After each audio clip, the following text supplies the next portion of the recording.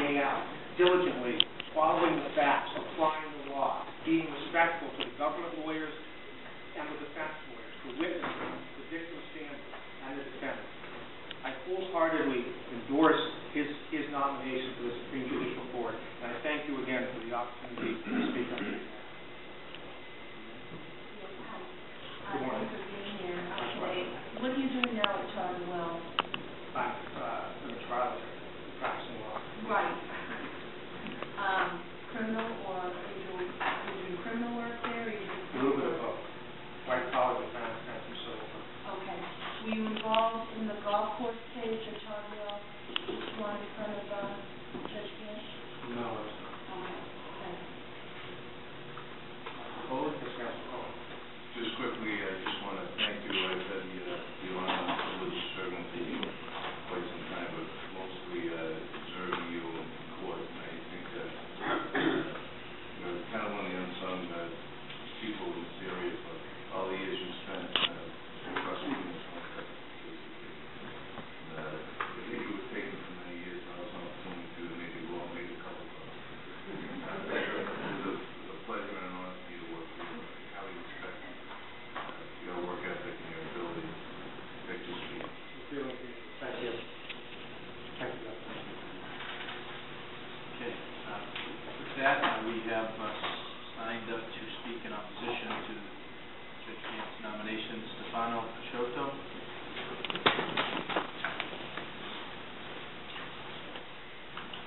Good morning, Judge Gants. Good morning, Governor and members of the Council. Besides myself, my daughter would like to say a few words. The reason we are here today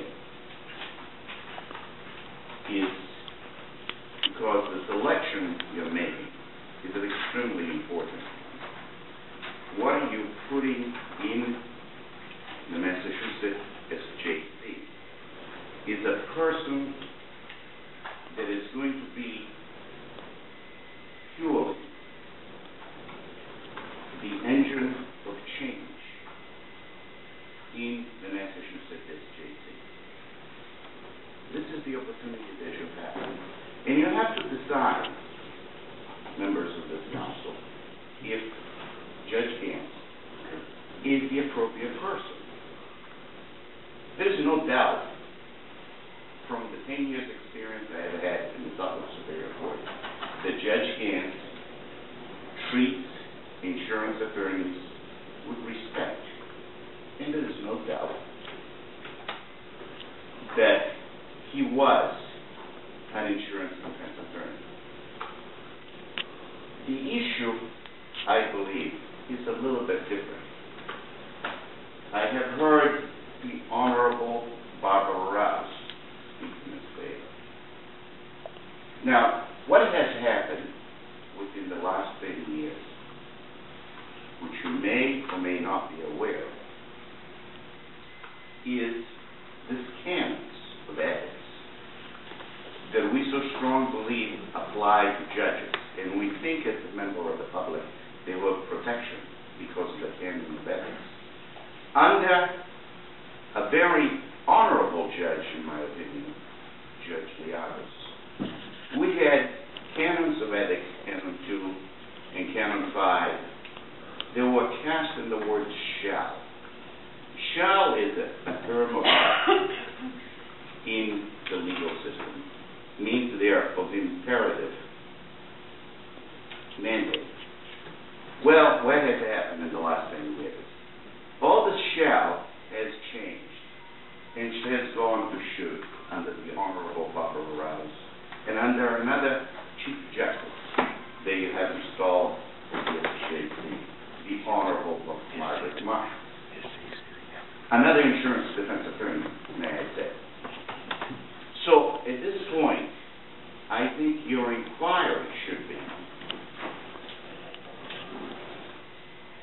is how is Judge Gants going to ensure that a judge will not give the appearance of impropriety before what's casting the word shall. In fact, before, what we had is Canon 5. What occurred here this morning, I submit to you, what occurred this morning, although Chief Justice Rouse testifying, was impermissible. Because Canon 5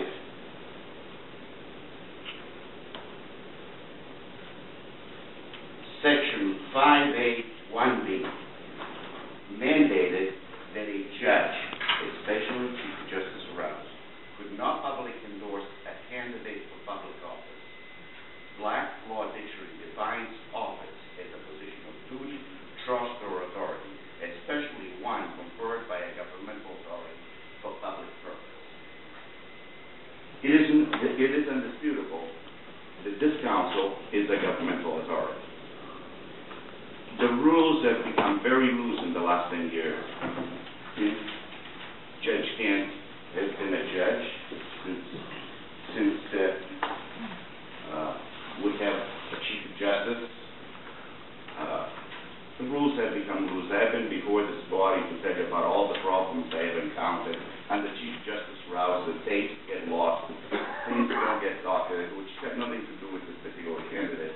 But what I'm focusing on is that I think the public is demanding a candidate. In 2 years, Chief Justice Marshall is no longer going to be a Chief Justice. And I think the public is demanding a candidate that will take the reign of that SJP, that will bring it back to Judge Liagos.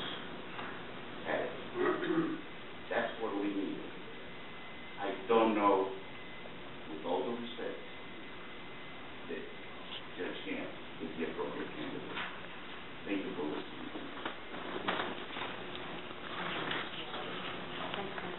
Do you have any questions? No. Thank you.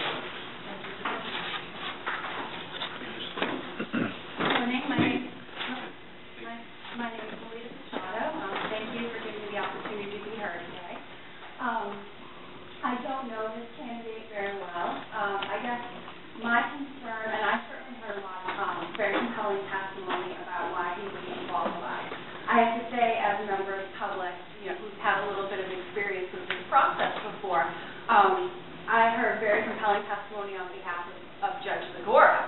And my experience with that was that he was, as a litigant, he was a terrible fiasco. I don't know how many other people had my experience and weren't notified of the process. I guess my concern, as somebody who wants to see good judges, particularly in the highest office, is who are these people? I don't think that Massachusetts has a transparent enough process.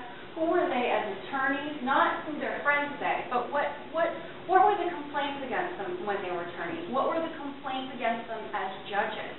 I think that we have more transparency about how somebody conducted their business as a dry cleaner. We know whether or not they were a good dry cleaner. I can go with more confidence to get my shirt clean than I can find out how this man conducted business before we put him in the highest court of Massachusetts.